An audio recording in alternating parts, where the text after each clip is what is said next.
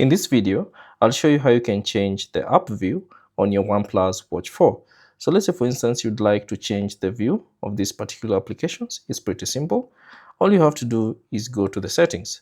Now there are two ways you can do this. You can simply swipe down on the watch face and then tap on the settings wheel icon that appears from there, or you can simply press the crown button and then from the list of applications that appear, find the settings, which is this one, tap on it.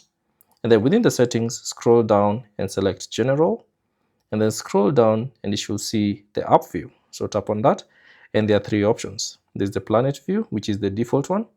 Then there's the grid view and the list view. So choose the one that you prefer. So let's say if you want a grid view, you can tap on it.